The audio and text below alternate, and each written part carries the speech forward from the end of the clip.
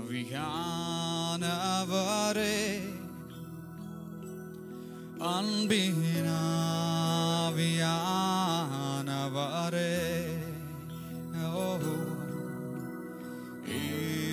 இப்போ வாரும், இறங்கி வாரும் எங்கள் மத்தியிலே.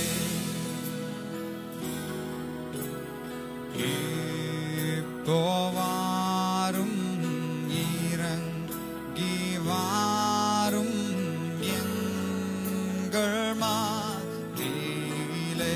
ஆண்டவர் பாட்டு கேட்போம். ஆவியானவரே,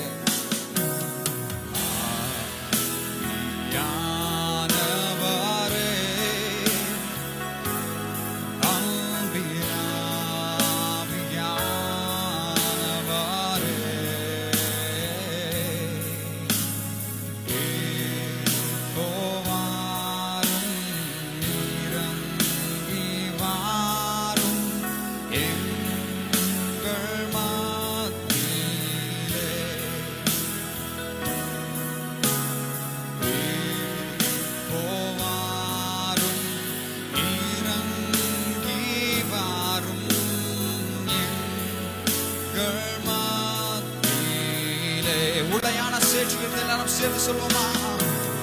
உடையான சேற்றி நின்று தூக்கி எடுத்தவரே, தூக்கி எடுத்தவரே, உடையான சேற்றிலிருந்து, உடையான சேற்றிலிருந்து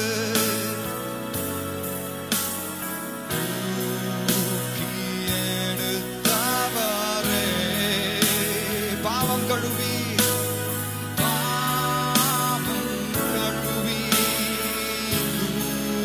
தூய்மையாக்கும் இந்த வேளையிலே கேட்போமா? இவட பாவங்களை கழுவி, எங்கள் பாவம் கழுவி தூய்மையாக்கும் இந்த வேளையிலே.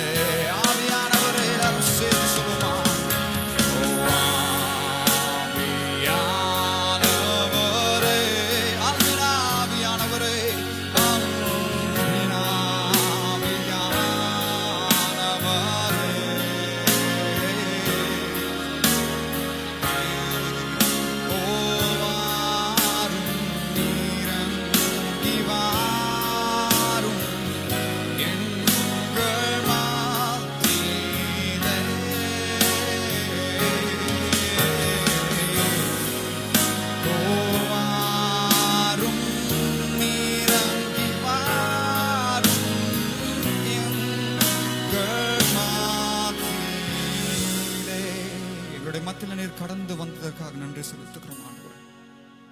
பரலோகத்தை நோக்கி எங்களுடைய கண்களை நாங்கள் ஏறெடுக்கிறோம். உம்முடைய வருகையை நோக்கி நாங்கள் எதிர்பார்க்கிறோம். எங்கள் மத்தியில நீர் இடைப்படுங்க. இயேசுவின் நாமத்தில் ஜெபிக்கிறோம் ஜீவனுள்ள நல்ல பிதாவே, ஆமென். நம்ம கொஞ்ச நேரம் பாடல்களை பாடி ஆண்டவருடைய நாமத்தை மகிமைப்படுத்த போகிறோம். நீங்கள் இருக்கிற இடங்கள்ல ஒரு நம்பிக்கையோட நீங்கள் காத்துருங்க. ஆண்டவர் பலத்த ஒரு அற்புதத்தை செய்ய போகிறார். ஆண்டவர் உங்களோட பேச போகிறார். ஆண்டவர் தீர்க்க தரிசனமா இந்த வாய்ஸ் ஆஃப் ட்ரம்பட் என்ற இந்த நிகழ்ச்சி மூலமா ஆண்டவர் உங்களோடு கூட இடப்பட போகிறார். நீங்க தயாரா இருக்கிறீங்கன்னா என்னோட சேர்ந்து பாடுறீங்களா? எக்கால சத்தம் வானில் தொனித்திடவே நம்ம இயேசு மகாராஜன் வந்திடுவார்னு சொல்லிட்டு ஒரு பழைய பாடல் எல்லாரும் சேர்ந்து பாடலாங்களா?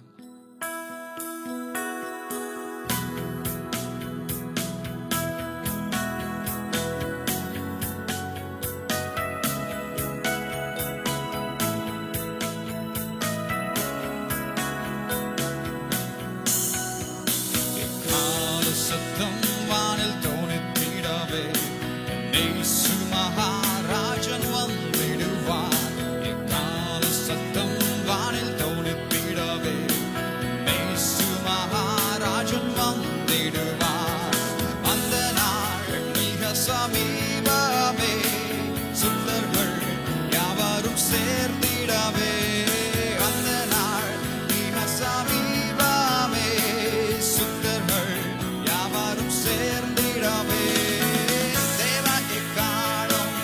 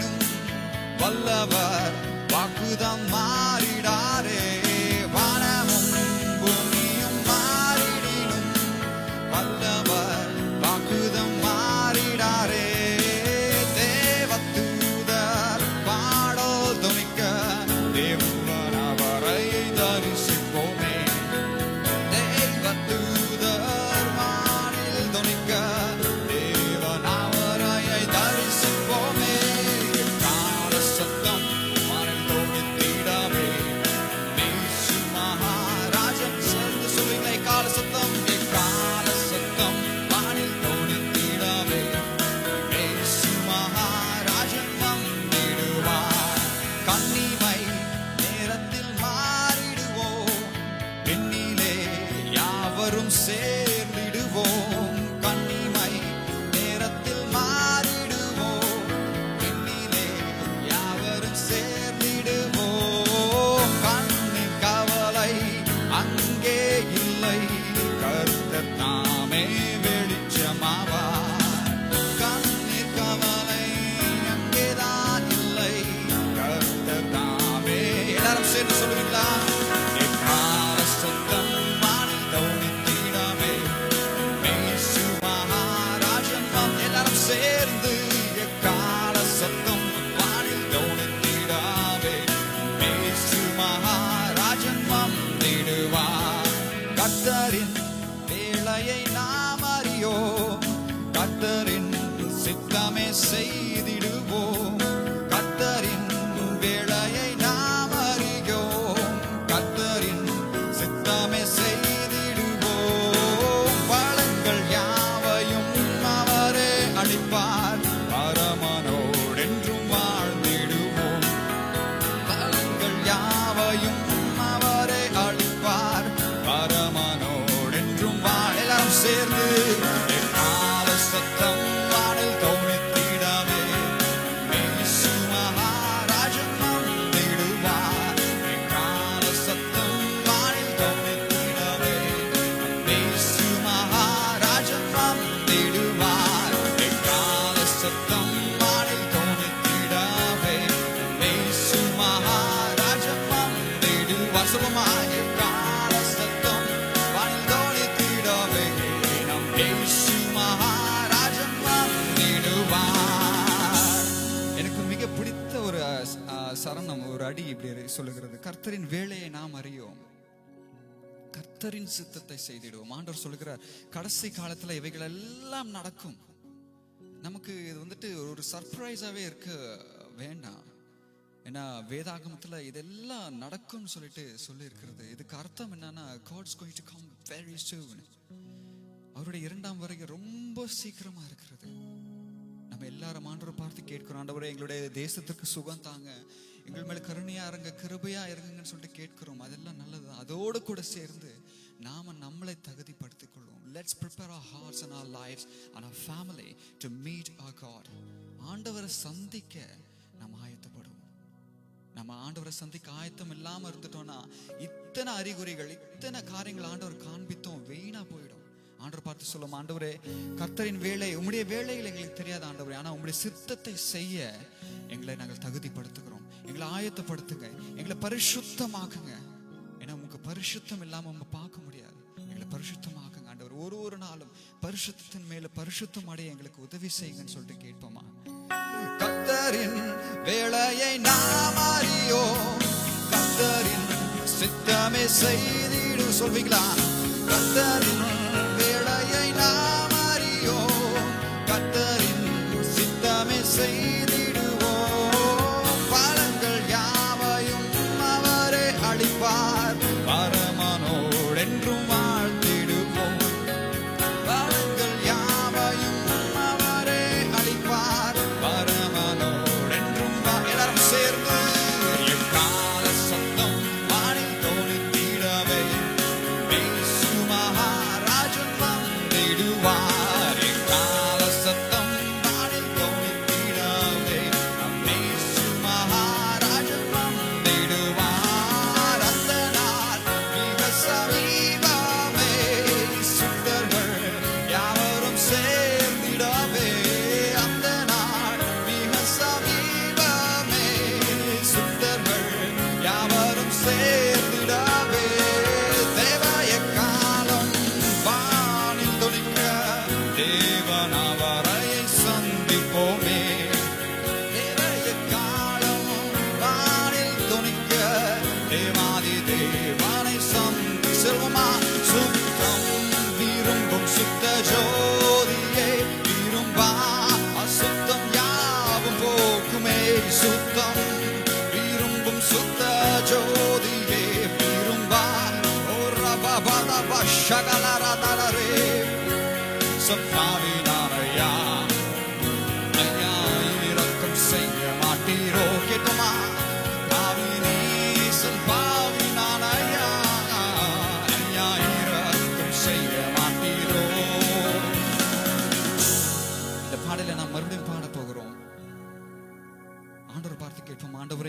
சுத்திகரிங்க. Lord, prepare our lives. எங்களுடைய வாழ்க்கையை நீங்க சுத்திகரித்து உங்களுடைய இரண்டாம் வருகைக்கு எங்களை தகுதிப்படுத்துங்கன்னு சொல்லிட்டு கேட்போம். இந்த பாடலை பாடும்போதே நம்மளுடைய மனதில் இருக்கிற நம்முடைய வாழ்க்கையில இருக்கிற அசுத்தங்கள் எல்லாம் நம்ம நினைத்து பார்த்து ஆண்டவர்கிட்ட தகுதி ஆகுவோம், ஆண்டவர்கிட்ட ஒப்புரவாகுவோமா. ஒரு வெள்ளை ட்ரெஸ் நீங்க போட்டிருக்கீங்கன்னா, you need not to go and spoil your dress by leaning towards something. நீங்க ஏதாவது பக்கத்துல தான் போய் அழுக்கு படிக்கணும்னு அவசியம் இல்லை. நீங்க சும்மா வெளியே போயிட்டு வந்தாலே அந்த வெள்ளை ட்ரெஸ் மேல கரை அப்படியே படிஞ்சிடும். ஒரு நாளும் ஆண்டவர்கிட்ட பார்த்து ஆண்டவரே எங்களை சுத்திகரிங்க. Lord, purify us. Father God, clean us. Father, cleanse our heart. எங்களை சுத்தமாக்குங்க ஆண்டவரே. உம்முடைய வருகை வருகிறது. அதற்கு நாங்கள் தகுதியாக எங்களுடைய மனதை, எங்களுடைய ஆத்மாவை, எங்களுடைய சரீரத்தை, எங்களுடைய குடும்பங்களை, எங்களுடைய சபைகளை சுத்திகரிங்கன்னு சொல்லிட்டு நாம பாடுவோமா? சுத்தம் விரும்பும் சுத்த ஜோதியே விரும்பா அசுத்தம் யாவும் போக்குமே. சுத்தம் விரும்பும் சுத்த ஜோதியே விரும்பா அசுத்தம். நீங்க கேட்பீங்களா? சுத்தம் விரும்பும் சுத்த ஜோதியே விரும்பா அசுத்தம் யாவும் போக்குமே. சுத்தம் விரும்பும் சுத்த ஜோதியே விரும்பா அசுத்தம் யாவும் போக்குமே. பாவினீசன் பாவினாரையா ஐயா இரக்கம் செய்ய மாட்டீரோ? சொல்லுமா? பாவினீசன் பாவினாரையா ஐயா இரக்கம் செய்ய மாட்டீரோ? பரிசுத்தர் கூட்டம் நடுவில் ஜோடி தீடும் சுத்த ஜோதியே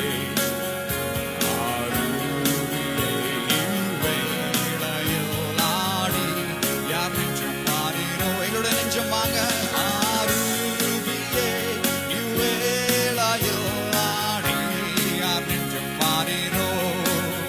பாரும் தந்தையே எந்தன் உள்ளத்தை யாரும் காணா உள் அலங்கோலத்தை.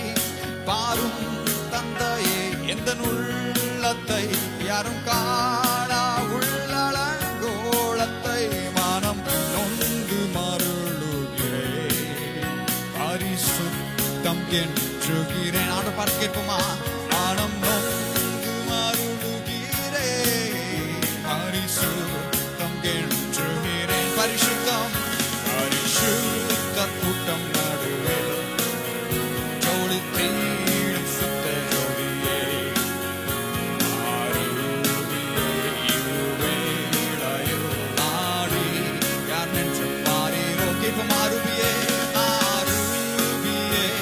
இவ்வேளையில் ஆடி யார் நெஞ்சம் மாறினோ? ஆண்டவர் பார்த்து கேட்க போறோம். ஆண்டவரே, இந்த உலகத்துல நாங்கள் வாழ, இந்த பாவம் நிறைந்த உலகத்துல வாழ உம்முடைய துணை எங்களுக்கு வேண்டும், உம்முடைய இரக்கம் எங்களுக்கு வேண்டும், உம்முடைய தயவு எங்களுக்கு வேண்டும். Lord, there is so many things happening in the world, the sinful world. Lord, we need your divine guidance. We need your divine protection in our lives to lead a faithful and a holy life. Father God, we need your help and சொல்லிட்டு ஆண்டவர் பார்த்து கேட்போமா? உன்னை வேண்டும் தகப்பனே, உலகிலே என்னை எதிர்க்கும் சக்திகள் பல உண்டு. உன்னை வேண்டும் தகப்பனே, உலகிலே என்னை எதிர்க்கும் சக்திகள் பல உண்டு. என் ஜீவன் எல்லாம் எங்கிடும் பரிசுத்தம் என எழுதும். சொல்லுமா? என் ஜீவன் எல்லாம் எங்கிடும் பரிசுத்தம் என எழுதும். என் ஜீவன் God is just putting a thought in my mind. நிறைய பேர் நம்மளுடைய வாழ்க்கை ஓடுகிறது வந்துட்டு மற்றவங்க நம்மளை என்ன நினைப்பாங்க? We should get a good name in front of people. ஜனங்கள் மத்தியில் ஒரு நல்ல பேர் வாங்கணும். மற்றவங்க வந்துட்டு ரொம்ப நல்ல பையன்பா, நல்ல பிள்ளைப்பா அப்படின்னு சொல்லணும். அதற்காக நம்ம ஓடுகிறோம். ஆனா பாடல் காலம் பாருங்க, என் ஜீவன் எல்லா எங்கிலும் பரிசுத்தம் என்று நீர் எழுதுங்கன்னு சொல்றான். We should get a testification from God. We should get a testimony from God that we are faithful and humble servant of Him. ஆண்டவர் நம்மளை பார்த்து சொல்லணும், இவன் பரிசுத்தவான், இவன் நீதிமான் சொல்லிட்டு. நம்ம எத்தனையோ காரியங்களுக்காக ஓடுறோம், நம்மளுடைய சுய நீதிக்காக நம்ம ஓடுறோம். இன்னைக்கு ஆண்டவரை பார்த்து கேட்போம், ஆண்டவரே எங்களை நீர் ஆண்டவரே பரிசுத்தவான் என்று நீர் சொல்லுங்க, எங்களை நீங்க ரைச்சியஸ்ன்னு சொல்லிட்டு நீங்க சொல்லுங்க ஆண்டவரே, நீதிமான் என்று சொல்லிட்டு நீர் சொல்லுகிற அந்த ஒரு வார்த்தைக்காக நாங்கள் ஓடுகிறோம் ஆண்டவரே. உத்தமன் என்று சொல்லிட்டு நீர் எங்களுக்கு சொல்லுங்க ஆண்டவரேன்னு சொல்லிட்டு சொல்லுமா. துணை வேண்டும் தகப்பனே உலகிலே சொல்லுமா, என்னை எதிர்க்கும் சக்திகள் பல உண்டு. துணை வேண்டும் தகப்பனே உலகிலே, என்னை எதிர்க்கும் சக்திகள் பல உண்டு.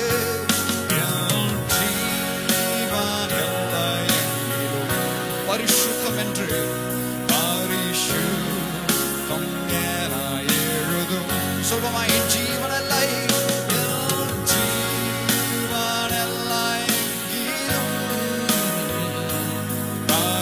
பரிசுத்தம் என எழுதும். எல்லாரும் கேட்போமா, என் ஜீவன் எல்லை என் ஜீவன்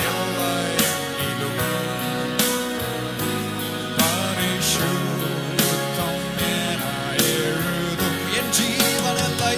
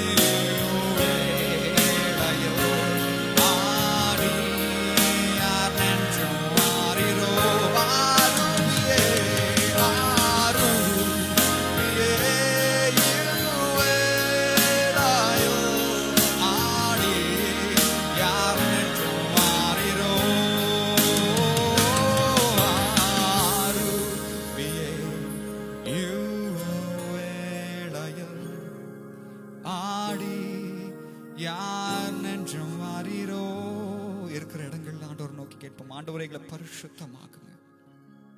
இந்த உலகத்துல நடந்து கொண்டிருக்கிற காரியங்கள் உம்முடைய வருகையை பற்றி சொல்லிக்கொண்டே இருக்கிறது ஆண்டவரே. ஆண்டவரே, எங்களுடைய வருகைக்காக எங்களை ஆயத்தப்படுத்துங்க, உம்முடைய வருகைக்காக எங்களுடைய பரிசுத்தமாக்க, என்னையும் என்னுடைய குடும்பத்தையும் பரிசுத்தமாக்குங்க.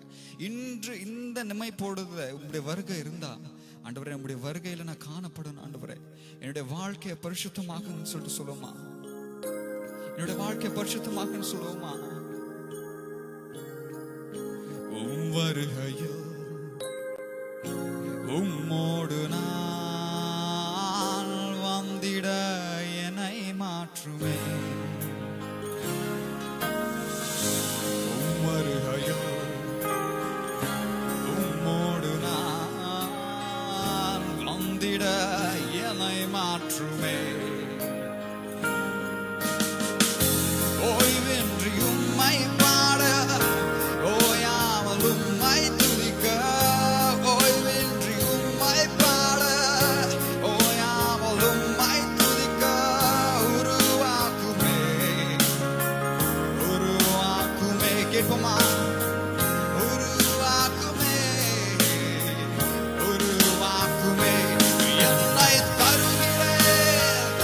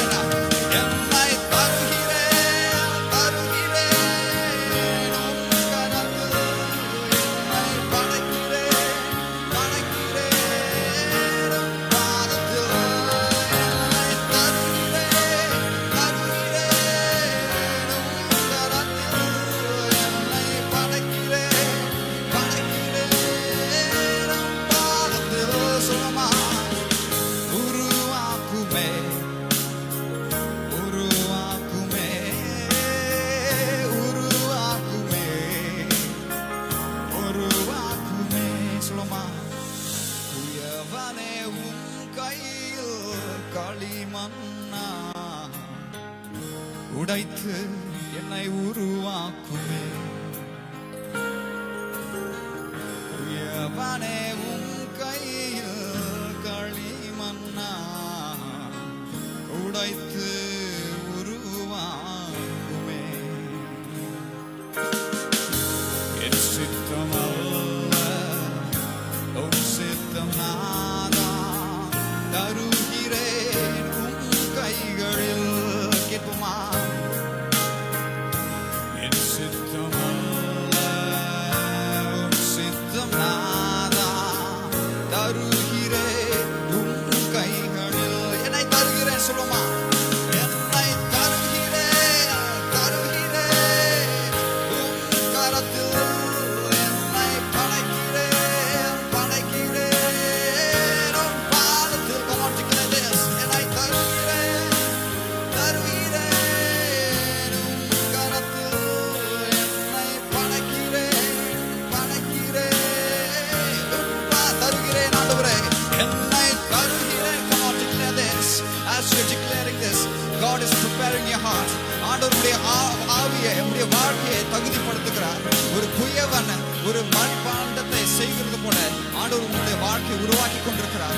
ஆண்டவர் பார்த்து சொல்லும், ஆண்டவரே என்னுடைய வாழ்க்கையை நான் தருகிறேன், என்னுடைய வாழ்க்கையை தருகிறேன், என்னுடைய குடும்பத்தை தருகிறேன். எனக்காக ஓடினது போதும், இனி உமக்காக நாங்கள் ஓட போகிறோம். உங்களுடைய வருகைக்காக நாங்கள் ஓட போகிறோம். ஆண்டவரே ஆண்டவரை எங்களுக்காக வாழ்ந்தது போதும். உங்களுடைய வருகையில் நாங்கள் காணப்பட உங்களுடைய ஓடு நான் சேர்ந்து இருக்க எங்களை நாங்கள் தருகிறேன்னு சொல்லுவோம். என்னை தருகிறேன் என்னை தருகிறேன் தருகிறேன் உன் கரத்தில். படைக்கிறேன் படைக்கிறேன் உன் பாதத்தில். என்னை come on church, open your mouth. இதை பார்த்து கொண்டே இருக்கும் போது என்னோட சேர்ந்து பாடுங்க. ஆண்டவரே என்னை தருகிறேன், என்னை படைக்கிறேன் படைக்கிறேன் என்னை தருகிறேன். என்னை தருகிறேன் தருகிறேன் உன் கரத்தில். என்னை படைக்கிறேன் படைக்கிறேன் உன் பாதத்தில். உருவாக்குமே உருவாக்குமே உருவாக்குமே உருவாக்குமே உருவாக்குமே. எங்களை உருவாக்குங்க. உருவாக்குமே உருவாக்குமே உருவாக்குமே. உம் சேவைக்காய் சொல்லுமா? என்னை தருகிறேன் வணைந்திடும் உம் சித்தம் போல்.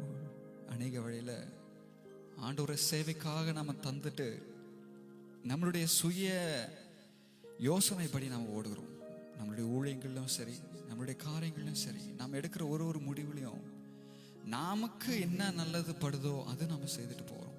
ஆண்டவரை பார்த்து கேட்போம், ஆண்டவரே உம்முடைய சித்தம் என்னுடைய வாழ்க்கையில் நடக்கட்டும், உம்முடைய சித்தம் என்னுடைய குடும்பத்தில் நடக்கட்டும். ஆண்டவரே உம்முடைய சித்தம் என்னுடைய வேலை ஸ்தலத்தில் நடக்கட்டும். Let your will alone, Lord, happen in our place, happen in my life, happen in my family, happen in everything that I do and everything that I involve in. உம்முடைய சித்தம் உம்முடைய தெய்வீக சித்தம் என்னுடைய வாழ்க்கையில் நடக்கட்டும் சொல்லிட்டு கடைசியா இந்த அடைய மட்டும் பாடலாமா? உம் சேவைக்கா என்னை தருகிறேன் வணைந்திடும் உம் சித்தம் போல். உம் சேவைக்கா என்னை தருகிறேன் வணைந்திடும் உம் சித்தம் போல். எனக்காக வாழாமல் எனக்காக வாழாமல் உமக்காக வாழ்ந்திட. எனக்காக வாழாமல் உமக்காக வாழ்ந்திட. உருவாக்குமே உருவாக்குமே உருவாக்குமே உருவாக்குமே. சொல்லுமா? என்னை தருகிறேன் தருகிறேன் உன் கரத்தில். என்னை படைக்கிறேன் படைக்கிறேன் உன் பாதத்தில். என்னை தருகிறேன். சொல்லுமா? ஆண்டவரே என்னை தருகிறேன் உன் கரத்தில். என்னை படைக்கிறேன்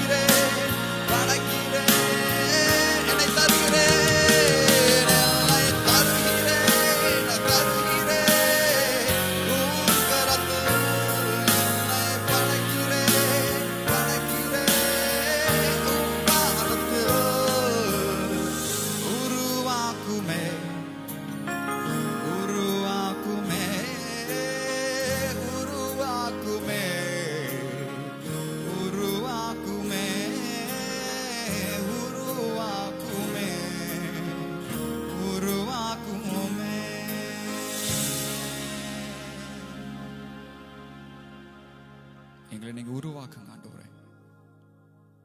உம்முடைய சித்தத்தை நாங்கள் செய்ய, உமக்காக நாங்கள் ஓடிட, உம்முடைய வருகையை நோக்கி நாங்கள் எதிர்பார்த்து நாங்கள் காத்திருக்க எங்களை நாங்கள் அர்ப்பணிக்கிறோம்.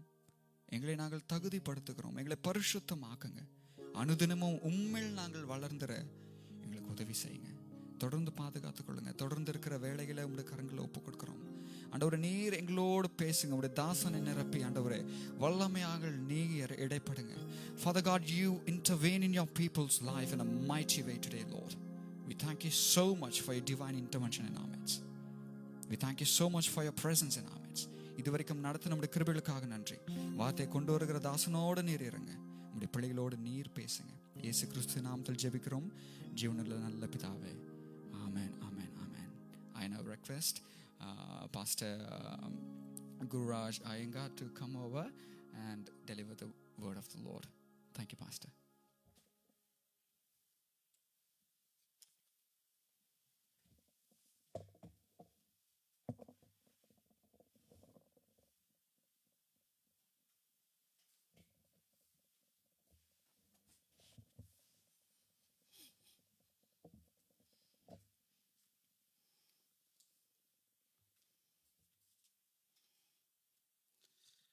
இயேசு கிறிஸ்துவின் நாமத்தினாலே உங்களை வாழ்த்துகிறேன், வரவேற்கிறேன். இந்த எக்கால சத்தம் என்கிற இந்த ப்ரோக்ராமில் உங்களை சந்திக்கிறதுல மிகவும் சந்தோஷப்படுகிறேன். ஹல்லேலூயா. கர்த்தர் உண்மை உள்ளவர். அநேக நாட்களாக இந்த கோவிட் என்ற இந்த கொள்ளை நோய் அநேகரை கொள்ளை கொண்டு போய் கொண்டிருக்கிற வேளையிலும் ஆண்டவர் நம்மளுக்கு அவர் நீதியாயும் நம்மளுக்கு அவர் துணையாயும் இருக்கிறவராயிருக்கிறார். ஹல்லேலூயா. கர்த்தர் பெரியவர், கர்த்தர் உண்மை உள்ளவர். அநேக வரலாறு கண்ட மக்கள் வந்து போயிட்டாங்க. புத்தன், காந்தி, கோட்சே, அநேக பேர் வந்துட்டாங்க. அநேக ஹிஸ்டாரியன்ஸை நாங்கள் பார்த்துட்டோம். ஆனால் இந்த உலகத்து மக்கள் இயேசுவையும் ஹிஸ்டாரியன் லிஸ்ட்டில் வைத்திருக்கிறார்களே தவிர அவரை உண்மை உள்ள உத்தமமான இந்த உலகத்தை படைத்த இரட்சகர் தேவன் என்பதை அவர்கள் இன்னும் அறியாமல் இருக்கிறார்கள். ஹல்லேலூயா. அவர் உண்மை உள்ளவர். இந்த வேளையிலும் கூட அவர் நம்மளோடு இருக்க அவர் அருமையான தேவனாய் இருக்கிறார். எல்லா பெரிய மீட்டிங்லையும் நீங்கள் பார்த்தீங்கன்னா மாஸ்டர் ஆஃப் செரமனிஸ்னு ஒருத்தர் இருப்பாங்க. ஒரு கல்யாணத்துக்கு போனீங்கன்னா அதில் இருக்கிற மக்களை அங்கே நம்மளுக்கு இன்ட்ரடியூஸ் பண்ண நம்மளை அவர்களை என்ன பண்ணுவாங்கன்னா அவங்க வந்து இன்ட்ரடியூஸ் பண்ணி விடுவாங்க. அதை போல் இந்த இயேசுவை யார் என்று இந்த உலகத்து மக்களுக்கு அறிவிக்க தெரிவிக்க ஒரு தீர்க்கதரிசியை இயேசு அனுப்பியிருந்தார். அவருடைய பெயர் தான் யோவான் ஸ்நானகன். ஹல்லேலூயா. இந்த யோவான் ஸ்நானகன் என்ன சொன்னார் என்று நாம் பார்ப்போம். ஆண்டவராகிய இயேசு கிறிஸ்து 33.5 வருடம் இந்த உலகத்திலே உயிர் வாழ்ந்தார். அவர் செய்த எல்லா அற்புதங்களும் அடையாளங்களும் அவர் செய்த எல்லா நன்மைகளையும் அவர் மரித்து அவருடைய உயிர்த்தெழுதல் பரமேறுதல் எல்லாம் வேத புஸ்தகத்தில் தெளிவாக குறிப்பிடப்பட்டிருக்கிறது. அல்லேலூயா. இந்த வேத புஸ்தகம் எல்லாருக்கும் கொடுக்கப்பட்டிருக்கிறது வாசிக்க. இன்னைக்கு அநேக ஜனங்கள் அநேக மதங்களை பற்றி கொண்டிருக்கிறார்கள். ஆனால் கர்த்தர் ஒருவரே, இயேசு ஒருவரே, தேவன் ஒருவரே. 2 தேவன் இந்த பூமியை படைச்சிருக்க முடியாது. அல்லேலூயா. ஒரு நாட்டை 2 பேர் ஆள முடியாது, ஒருத்தர் தான் ஆள முடியும். அதே போல் இந்த பூமியையும் ஒருத்தர் தான் படைச்சிருக்க முடியும். ஆமென். 2 பேர் படைச்சிருக்க முடியாது. அப்போ இந்த யோவான் ஸ்நானகன் அழகாக இயேசுவை விவரிக்கிறார். மத்தேயு 3ஆம் அதிகாரத்திலே, மத்தேயு என்ற சுவிசேஷம் 3ஆம் அதிகாரத்திலே நான் வாசிக்கிறேன். இந்த எக்கால சத்தம் ஊடாக நீங்கள் கேட்டுக்கொண்டிருக்கிற இந்த செய்தி, அல்லேலூயா, உங்களை பரலோகத்திற்கு ஏதுவாய் தேவனாகிய இயேசு கிறிஸ்து ஆயத்தப்படுத்துகிற ஒரு வேளை. இந்த அரை மணி நேரத்தை நல்லா கவனித்து கூர்ந்து என்னோட நீங்கள் கேட்டுக்கொண்டு இருப்பீர்களானால் ஆண்டவர் உங்களுக்காக செய்திருக்கிற நன்மை, வரப்போகிற நன்மை, அவர் உங்களை அழைத்து கொண்டு போகிற இடத்தை நீங்கள் அறிந்து கொள்ளுவீர்கள். அவர் உண்மை உள்ளவராகவே இருக்கிறார். யோவான் அழகாக சொல்லுகிறார், இயேசுவை முதலாவது வருகையை மக்களுக்கு அவர் என்ன பண்ணுறாரா, அவர் வந்து இன்ட்ரடியூஸ் பண்ணுறார், அவர் விவரிக்கிறார். அதற்காக ஸ்தோத்திரம் செலுத்துகிறேன். மத்தேயு 3ஆம் அதிகாரத்திற்கு வேத புத்தகத்தை வைத்திருக்கிறவங்க திருப்பிக் கொள்ளுங்க, இல்லைன்னா நான் வாசிக்கிறதை கேளுங்க. மத்தேயு 3ஆம் அதிகாரம். அந்நாட்களிலே யோவான் ஸ்நானகன் யூதேயாவின் வனாந்தரத்தில் வந்து, மனம் திரும்புங்கள், பரலோக ராஜ்யம் சமீபித்திருக்கிறது என்று பிரசங்கம் பண்ணினான். கர்த்தருக்கு வழியை ஆயத்தம்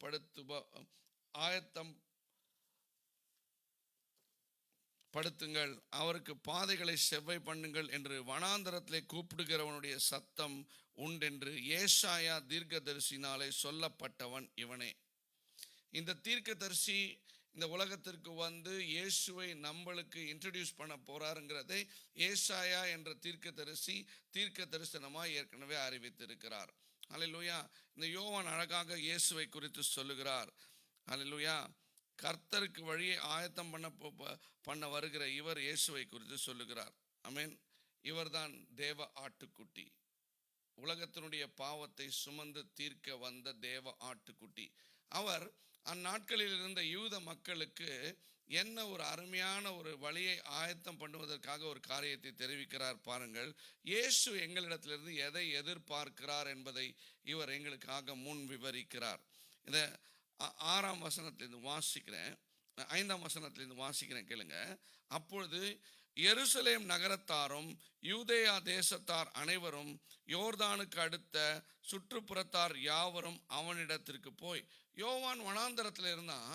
எருசலேமில் இருக்கிற மக்கள் எல்லாம் பரிசுத்தவான்களா இருந்தார்கள். அந்த பரிசுத்தவான்கள் என்ன பண்றாங்களா, எருசலேம் இருந்த பரிசுத்தர்களை விட்டு ஏசாயா என்ற தீர்க்கதரிசி தீர்க்கமாய் உரைத்த இந்த யோவானை குறித்து உரைத்த இந்த யோவான் வனாந்தரத்தில் இருப்பான், இவன் கர்த்தருக்காக வழியை ஆயத்தம் பண்ணுவான் என்று சொன்னதை கேட்டு அவனிடத்தில் சத்தியத்தை கேட்பதற்காக மக்கள் சாரையாக அவனிடத்திலே போகிறார்கள். பரிசேயர்களும் தங்கள் பாவங்களை அறிக்கையிட்டு யோர்தான் நதியில் அவனால் ஞானஸ்நானம் பெற்றார்கள். பரிசேயர்களும் சரிசேயர்களும் அநேகர் தன்னிடத்தில் ஞானஸ்நானம் பெறும்படி வருவதை அவன் கண்டு, விரியன் பாம்பு குட்டிகளே, வருங்கோபாக்கினைக்கு தப்புவித்துக் கொள்ள உங்களுக்கு வகை காட்டினவன் யார்? இப்போ வருகிற கோபாக்கினை ஒன்று உண்டு. அல்லேலூயா. கிருபையின் காலம் ஒன்று உண்டு. நாங்கள் இப்பொழுது இருக்கிறது கிருபையின் காலம். ஆனால் வரப்போகிற ஒரு காலம் உண்டு, அது கோபாக்கினையின் காலம், நியாய தீர்ப்பின் காலம். இந்த நியாய தீர்ப்பின் காலத்திற்கு ஆயத்தப்படுத்தும்படியாக அல்ல, இந்த கிருபையின் காலத்தில் இயேசுவானவர் நம்ம உலகத்திலே மனுஷகுமாரனாய் நம்மோடு உலாவ போகிறதை குறித்து யோவான் சாட்சி கொடுக்கவே அனுப்பப்பட்டான். அந்த சாட்சியை மக்கள் கேட்டு அநேகர் மனம் திரும்பி வந்து அவனிடத்தில் ஞானஸ்நானம் பெறுகிறார்கள். ஆனால் அவனோ தீர்க்கமான ஒரு காரியத்தை சொல்லுகிறான். இன்றைக்கும் அநேக மக்கள் நாவினாலே இயேசுவை ஏற்றுக்கொண்டு இருதயத்தினாலே ஏற்றுக்கொள்ளாமல் அநேகர் சபைக்கு சென்று கொண்டிருக்கிறார்கள். அவங்க நினைச்சு கொண்டிருக்கிறாங்க, நாங்களும் பரலோகம் போயிடுவோம், நாங்களும் பரலோகத்துக்கு ஒரு டிக்கெட் வாங்கிட்டோம், நாங்கள் கிறிஸ்தவர்களாக இருக்கிறோம், அதனாலே பரலோகத்துக்கு போயிடுவோம். அந்நிய மதத்தார் யாவரும் பரலோகத்திற்கு போக முடியாது. இன்றைக்கு ஒரு காரியத்தை நான் சொல்லட்டும், இந்த காரியத்தை கேளுங்க. அவன் சொல்லுகிறான் பாருங்கள். பரிசேயரிலும் சதுசேயரிலும் அநேக தன்னிடத்தில் ஞானஸ்நானம் பெறும்படி வருகிறதை அவன் கண்டு, விரியன் பாம்பு குட்டிகளே, வருங்கோபத்திற்கு தப்பித்து கொள்ள உங்களுக்கு வகை காட்டினவன் யார்? மனம் திரும்புதலுக்கு ஏற்ற கனிகளை கொடுங்கள். இன்றைக்கு நானும் நீங்களும் மனம் திரும்புதலுக்கு ஏற்ற கனியை கொடுக்க வேண்டும் என்ற ஒரு வழியை ஆயத்தப்படுத்தவே இயேசுவுக்கு முன்பாக தீர்க்கன் யோவான் அனுப்பப்பட்டான். இவன் எலியாவுடைய பலத்தில் வந்தான் என்று வேதம் சொல்லுகிறது. இயேசு சொல்லுகிறார், மறுரூப மலையிலிருந்து இறங்கி வந்துட்டு சீஷர்களிடத்துல, நீங்கள் நம்புகிறதற்கு ஆயத்தமாக இருக்கிறீர்களானால் எனக்கு முன்பாக வரப்போகிற எலியா இவனே. ஆமென். அழகாக இயேசு மத்தேயு 17ஆம் அதிகாரத்தில் எங்களுக்காக சொல்லுகிறார் பாருங்கள். நாங்கள் எதையும் வேத புத்தகத்தின் அடிப்படையில் இல்லாமல் நாங்கள் எதையும் சொல்ல முடியாது. அப்போ அவர் சொல்கிறாரு, நீங்கள் பார்த்து எலியா முந்தி வர வேண்டும் என்று வேத பாரகர் சொல்லுகிறார்களே, அதை எப்படி என்று கேட்டார்கள். மத்தேயு 17ஆம் அதிகாரம் 10ஆம் வசனத்தில் இயேசு அவர்களுக்கு பிரதியுத்தரமாக, எலியா முந்தி வந்து எல்லாவற்றையும் சீர்படுத்துவது மெய்தான். பழைய ஏற்பாட்டில் எலியா அக்கினியை வரவழைச்சான், பாகால்களின் தீர்க்கதரிசி 450 பேரை வாளால் வெட்டி கொன்று போட்டான். தேவனுக்காக அந்த இடத்தை ஆயத்தப்படுத்தினா பரலோகத்திலிருந்து அக்கினி இறங்கிச்சு. அன்னைக்கு பலிப்பீடத்தை செப்பனித்தான், அதை சீர்படுத்தினான். இன்றைக்கு பலிப்பீடங்களாகிய எங்களையும் உங்களையும் சீர்படுத்துவதற்காக யோவான் ஸ்நானகன் தீர்க்கனாய் அனுப்பப்பட்டான். இதை இயேசு அவருடைய வாயினாலே சொல்லுகிறார் பாருங்கள்.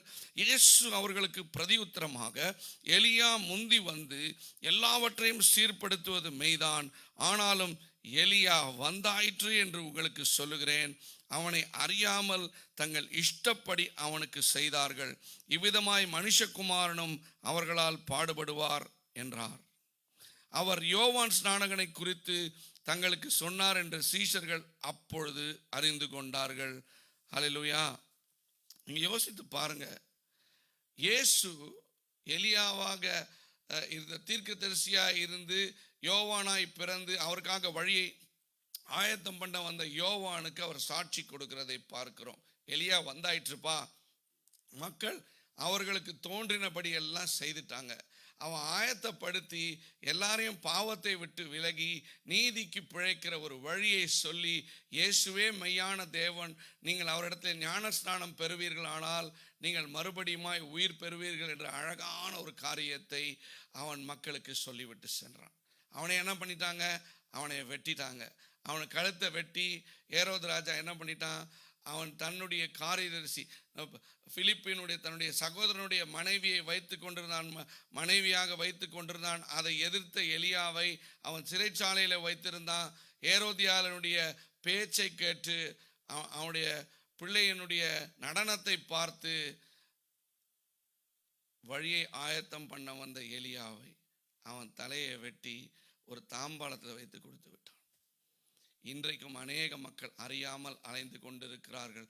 கர்த்தருடைய சத்தத்தை பேசுகிற மக்களை இன்னைக்கு எல்லா தேசங்களையும் அடித்து கொண்டிருக்கிறார்கள், துன்புறுத்தி கொண்டு இருக்கிறார்கள்.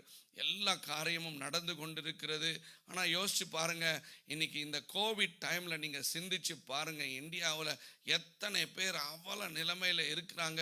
தன் தாய் தகப்பனை காப்பாற்ற முடியாம, தாய் தகப்பன் பிள்ளைகளை அவங்க புதைக்க முடியாத ஒரு சூழ்நிலையில இருக்கிறாங்க. ஹல்லேலூயா. இதை விட ஒரு பெரிய எக்கால சத்தம் யாருக்கும் தேவையில்லை. இயேசு வரப்போகிறார். ஆமென். இயேசு மரித்தார், உயிர்த்தெழுந்தார். 40 நாட்களுக்கு தம்முடைய சீஷர்களுக்கும் அவருடைய பிரியமான மக்களுக்கும் தென்பட்டார். 40வது நாள் பரத்திற்கு ஒலிவ மலையிலிருந்து ஏறி போனார். அவரோட இந்த சீஷர்கள் அந்த மலையிலிருந்து அவர் ஏறி போகிறதை வானத்தை அண்ணாந்து பார்த்து கொண்டிருந்தார்கள். கீழே இருந்த தூதர்கள் அவரிடத்தை கேட்டாங்க, நீங்க ஏன் வானத்தை நோக்கி அண்ணாந்து பார்த்து கொண்டிருக்கிறீர்கள்? இப்பொழுது எப்படியாக இயேசு எடுத்து கொள்ளப்பட்டாரோ அப்படியாகவே அவர் மீண்டுமாய் திரும்ப வரப்போகிறார். அவருடைய பாதம் நிச்சயமா ஒலிவ மலையில இஸ்ரேல் தேசத்துல வந்து இறங்க போகிறது. அதை உங்களுடைய கண்ணும் என்னுடைய கண்ணும் பார்க்க போகிறது. அதற்கு முன்பாக மல்கியா என்ற தீர்க்கதரிசி அழகான வார்த்தைகளை உரைத்து விட்டு சென்றிருக்கிறான். ஆமென். மல்கியா 3ஆம் அதிகாரத்திற்கு எங்களுடைய வேத புத்தகத்தை திருப்பிக் கொள்ளுவோம். முதல் முறையாக இயேசு வந்த வழியை ஆயத்தப்படுத்த ஒரு யோவானை ஆண்டவர் அனுப்பினார். ஹல்லேலூயா. இங்க மல்கியா 3ஆம் அதிகாரத்தில் நாங்கள் வாசிக்கிறோம், இதோ நான் என் தூதனை அனுப்புகிறேன், அவன் எனக்கு முன்பாக போய் வழியை ஆயத்தம் பண்ணுவான். அப்பொழுது நீங்கள் தேடுகிற ஆண்டவரும் நீங்கள் விரும்புகிற உடன்படிக்கையின் தூதனுமானவர் தம்முடைய ஆலயத்துக்கு தீவிரமாய் வருவார். இதோ வருகிறார் என்று சேனைகளின் கர்த்தர் சொல்லுகிறார். ஆனாலும் அவர் வரும் நாளை சகிப்பவன் யார்? அவர் வெளிப்படிகையில் நிலை நிற்பவன் யார்? அவர் புடமிடுகிறவனுடைய அக்கினியைப் போலவும் வண்ணாருடைய சவுக்காரத்தை போலவும் இருப்பார். அவர் உட்கார்ந்து வெள்ளியை புடமிட்டு சுத்திகரித்து கொண்டிருப்பார். அவர் லேவியின் புத்திரரை சுத்திகரித்து அவர்கள் கர்த்தருடையவர்களாய் இருக்கும்படிக்கு நீதியாய் காணிக்கையை செலுத்தும்படிக்கு அவர்களை பொன்னை போலவும் வெள்ளியை போலவும் புடமிடுவார். அப்பொழுது பூர்வ நாட்களிலும் முந்தின வருஷங்களிலும் இருந்தது போல யூதாவின் காணிக்கையும் எருசலேமின் காணிக்கையும் கர்த்தருக்கு பிரியமாயிருக்கும். காணிக்கை என்றால் இன்னைக்கு நினைச்சிட்டாங்க பணத்தை கொண்டு வந்து ஒரு சபையில் கொடுத்துட்டோம்னா காணிக்கை அப்படின்னு சொல்லிட்டு. ஆனால் ரோமருக்கு எழுதிய நிருபம் 12ஆம் அதிகாரம் 1ஆம் வசனத்திலே பவுல் அப்போஸ்தலன் அழகாக எழுதுகிறான். ஹல்லேலூயா, உங்களுடைய சரீரங்களையும் என்னுடைய சரீரங்களையும் சர்வாங்க தகன பலியாய் அவரிடத்திலே ஒப்பு கொடுக்கிறதே நாங்கள் அவருக்கு செய்கிற புத்தி உள்ள ஒரு ஆராதனை.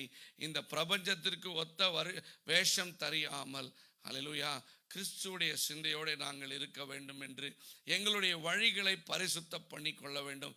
எப்படி எங்களாலே எங்களுடைய வழியை பரிசுத்தம் பண்ண முடியும்? ஆண்டவர் சொல்லுகிறார், ஒரு தூதனை அனுப்புகிறேன். சகரியா புத்தகத்தில் சொல்லப்பட்டிருக்கிறது என்னவென்றால், ஆசாரியனுடைய நாவுகள் அறிவை விளம்ப வேண்டுமே, ஏனென்றால் அதிலிருந்து அறிவை எதிர்பார்ப்பார்களே, ஏனென்றால் அவன் சேனைகளின் கர்த்தருடைய தூதன். வெளிப்படுத்துதல் சுவிசேஷத்தில் பார்க்கிறோம், அழகா 7 சபைக்கு ஆண்டவர் சொல்லுகிறார், பரிசுத்த ஆவியானவர் சொல்லுகிறார். முதலாவதாக ஹல்லேலூயா பெர்கமுஸ், ஹல்லேலூயா முதலாவதாக எபேசு சபைக்கு சொல்லுகிறார்.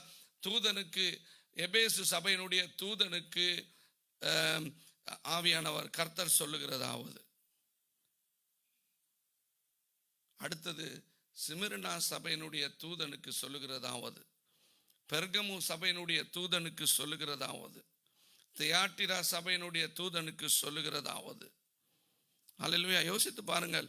சார்தி என்ற சபையினுடைய தூதனுக்கு சொல்லுகிறதாவது, பிலடெல்பியா என்ற சபையினுடைய தூதனுக்கு சொல்லுகிறதாவது, லவோதிக்கியா என்ற சபையினுடைய தூதனுக்கு சொல்லுகிறதாவது. 7 சபையினுடைய தூதனுக்கும் ஆண்டவர் சொல்லுகிறார். யார் அந்த தூதனா? சகரியா புத்தகத்தில் எழுதப்பட்டிருக்கிறது, ஆசாரியனுடைய நாவுகள் அறிவை விளம்ப வேண்டுமே, ஏனென்றால் அவனிடத்திலிருந்து அறிவை எதிர்பார்ப்பார்களே, அவன் சேனைகளின் கர்த்தருடைய தூதன். இன்னைக்கு சபைகளிலே போதகர்கள் இருக்கிறார்கள், அவருடைய ஆசாரியர்கள். அந்த ஆசாரியர்கள் யாரா இருக்கிறாரா? யோசிச்சு பாருங்க.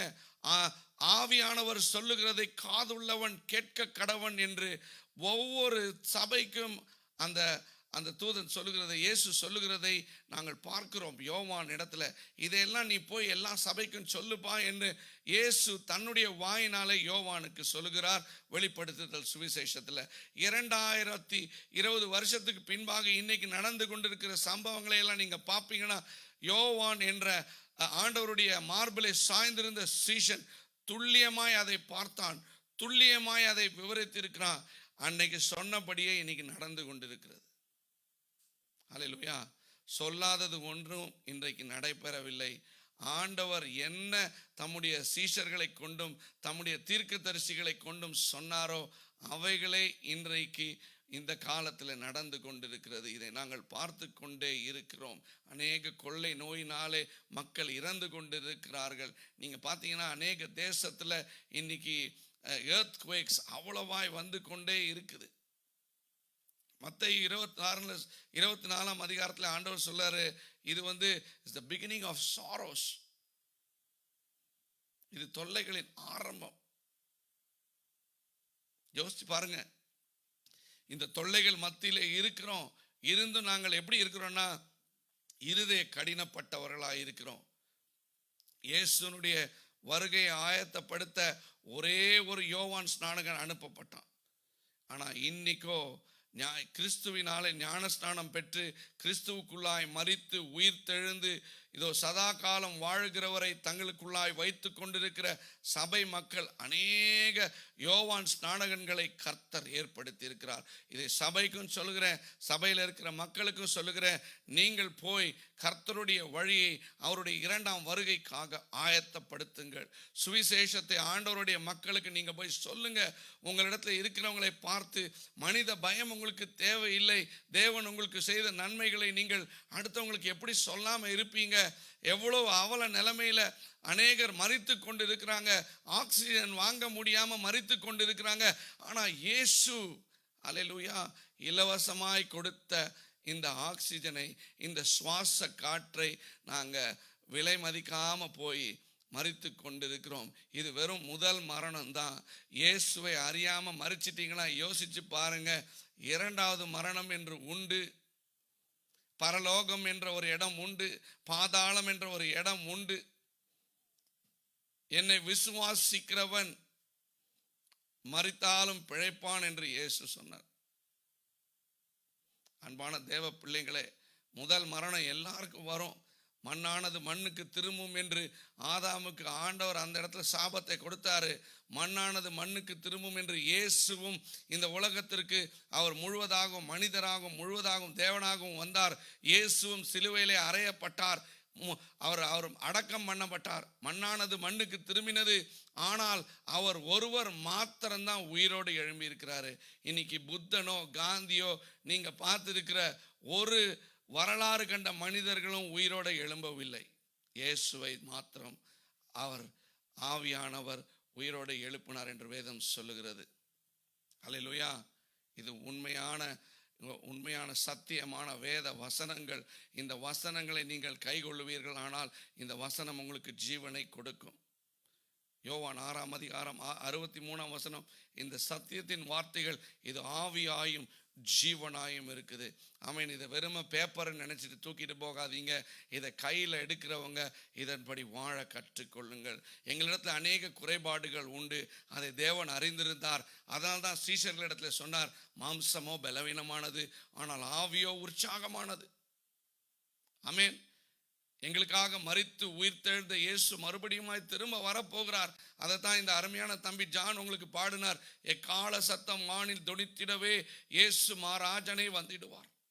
எக்கால சத்தம் தொனிக்க போகுது. இந்த கடைசி காலத்துல இருக்கிறோம். ஆண்டவர் எனக்கும் உங்களுக்கும் ஒரு தருணத்தை கொடுத்திருக்கிறார். ஒரு பாரம்பரிய பிராமண குடும்பத்தில் இருந்து இயேசுவே யார் என்று அறியாத என்னை என்னுடைய 32வது வயதுல எனக்கு ஒரு அறுவை சிகிச்சை நடந்த பொழுது இயேசு என்னுடைய நண்பர்கள் எல்லாம், எனக்கு உலகமாயிருந்த நண்பர்கள் என்னை கைவிட்ட பொழுது, ஹல்லேலூயா, 30 கோடி தேவர்களை வணங்கின ஒருத்தரும் திரும்ப எனக்கு வந்து உதவி செய்யாத பொழுது, நான் கூப்பிடாத இந்த இயேசு வந்து எனக்கு உதவி செய்தார். இன்னைக்கு நான் உயிரோடு இருக்கிறேன் சாட்சியா. அல்லேலூயா. நான் பிறப்பால கிறிஸ்தவ, நல்ல அன்பான தேவ ஜனமே, நான் உங்களுக்கு சொல்லுகிறது, என்னுடைய வாழ்க்கையில் நான் பெற்ற இயேசு என்ற இந்த இன்பத்தை மாத்திரம்தான் உங்களுக்கு சொல்லி கொண்டிருக்கிறேன். என்னுடைய சத்தம் இன்னைக்கு ஒரு எக்கால சத்தமா இருக்கட்டும். பழைய ஏற்பாட்டு காலத்துல பார்த்தீங்கன்னா, இஸ்ரவேல் மக்கள் வனாந்திரத்தில் ஒரு இடத்துல அவங்க டென்ட் போட்டு இருந்தாங்கன்னா, அந்த இடத்துல ஆவியானவருடைய அந்த மேக ஸ்தம்பமும் அக்னி ஸ்தம்பமும் நகர்ந்து போகும் பொழுது அவர்களும் கூட அவரோட செல்ல வேண்டும். அப்பொழுது எக்கால சத்தத்தை தொனிப்பார்களாம். ஆண்டவர் கிளம்பிட்டாரு, நாமளும் அவர் கூட போவோம் என்று சொல்லி. அல்லேலூயா. இன்றைக்கு அவர் எனக்காகவும் உங்களுக்காகவும் பரலோகத்தில் பிதாவின் இடத்துல ஒரு வாசஸ்தலத்தை ஆயத்தம் பண்ண போயிருக்கிறார். அவர் மீண்டுமாய் வருவார். ஹல்லேலூயா. ஆவியானவர் அவர் வந்து எங்களையும் அழைத்து கொண்டு செல்ல எங்களுக்காக ஆயத்தம் பண்ணின ஒரு வீட்டை, அவர் கட்டி வைத்திருக்கிற வீட்டில் நாங்கள் போய் அவருடைய அலங்காரமாய் இருக்க வேண்டும் என்று மணவாளனாய் வந்து எங்களை மணவாட்டியாய் ஆக்கியிருக்கிறார். நாங்கள் கரை திரையற்ற மணவாட்டியாய் இருக்கு. ஆமென். நீங்கள் எவ்வளவு தடவை வீட்டை சுத்தப்படுத்தினாலும் எங்கேருந்து தூசு வருதுன்னு உங்களுக்கு தெரியுதில்ல. நீங்கள் சுத்தப்படுத்த வீட்டை டெய்லி சுத்தம் படுத்திக்கிட்டே இருக்கிறீங்க, ஆனால் வீட்டில் தூசு வந்து உட்காந்துக்கிட்டே இருக்கும். அதே போல தான் எங்களுடைய ஆத்மாவும். நாங்கள் பார்க்கிற காரியங்கள், நாங்கள் கேட்கிற காரியங்கள், நாங்கள் பேசுகிற காரியங்கள், நாங்கள் உணர்கிற காரியங்கள் மூலமாக எங்களுடைய ஆத்மாவை கரைப்படுத்த பிசாசானவன் காரியங்களை அனுப்பி கொண்டே, அக்னி ஆஸ்திரங்களை அனுப்பி கொண்டே இருப்பான். இவைகளை விட்டு பிழைக்கத்தான் தம்முடைய வேத வசனங்களை ஆண்டவர் எங்களுக்காக எழுதிவிட்டு சென்றிருக்கிறார். யோவான் அழகாக சொல்லுகிறான், ஆதியிலே வார்த்தை இருந்தது, அந்த வார்த்தை தேவனிடத்தில் இருந்தது, அந்த வார்த்தை தேவனாய் இருந்தது. அந்த வார்த்தை பின்பு மாமிசமாகி கிருபையினாலும் சத்தியத்தினாலும் நம்மோடு உலாவினார். நாம் அவருடைய மகிமையை தரித்து கொண்டோம். அந்த மகிமை பிதாவினுடைய ஒரே பேரான குமாரனுடைய மகிமைக்கு ஒத்ததா இருந்தது. இன்னைக்கு பாருங்க, எப்ப ஆதாம் தேவ சாயலை இழந்து போய் தன்னுடைய சாயலிலே சேத் என்ற ஒரு மனிதனை பெற்றானா, அதிலிருந்து பாருங்க, ஆதாம் செய்த பாவத்தின் நிமித்தமாய் எல்லா மனிதர்களுக்கும் பாவம் வந்து சேர்ந்தது. அந்த பாவத்தின் நிமித்தமாய் சாவும் வந்து மரணமும் வந்து, இரண்டாவது மரணம் வந்து சேர்ந்து. யோசித்து பாருங்க. இன்னைக்கு மரித்து உயிர்த்தெழுந்த கிறிஸ்து கேட்கிறார், மரணமே உன் கூர் எங்கே, பாதாளமே உன் ஜெயம் எங்கே என்று சொல்லி என்னை விசுவாசிக்கிறவன் மரித்தாலும் பிழைப்பான். நீங்க இந்த உலகத்தை விசுவாசிக்கிறீங்களா? உலகத்தில் இருக்கிற மனிதர்களை, டாக்டர்களை விசுவாசிக்கிறீங்களா? இல்லை உயிர்த்தெழுந்த இயேசுவை விசுவாசிக்கிறீங்களா? இன்னைக்கு நீங்க சிந்தித்துக் கொள்ளுங்கள். ஆமென். ஒரு நாள் வரப்போகிறது. இயேசுவானவர் நிச்சயமாய் திரும்பி வரப்போகிறார். அவர் சொன்ன ஒரு வார்த்தையும் பொய்யல்ல. அவரே வழியும் சத்தியமும் ஜீவனுமாய் இருக்கிறார். ஹல்லேலூயா. அவரை தவிர வேற யாரும் சத்திய வார்த்தைகளை பேச முடியாது. சீஷர்கள் அவர் கடினமான பேச்சை பேசி கொண்டிருக்கும் பொழுது, அவரை கேட்டுக்கொண்டிருந்த அநேகர் அவரை விட்டு போன பொழுது, அவர் சீஷர்களிடத்தில் கேட்கிறார், நீங்களும் என்னை விட்டு போக மனதாய் இருக்கிறீர்களா என்று. ஆனால் பேதுரு சொல்லுகிறான், நாங்கள் யாரிடத்திலே போவோம் ஆண்டவரே? உம்மிடத்திலே தானே ஜீவனுக்குரிய வார்த்தைகள் இருக்கிறது. இன்றைக்கும் அன்பான மக்களே, நீங்கள் ஆண்டவரை அறிந்தவராக இருக்கலாம், ஆண்டவரை அறியாதவராக இருக்கலாம். யாராவது உங்களுக்கு இயேசுவை சொல்லும் பொழுது ஹல்லேலூயா ஒரு நிமிடம் கேட்க பழகி கொள்ளுங்கள். தயவாக இந்த புத்தகத்தை எடுத்து படிங்க. யாரும் உங்களை மதம் மாற்ற தேவையில்லை. இயேசுவனுடைய சத்திய வசனங்களை படித்த என்னுடைய மனம் மாறிற்று.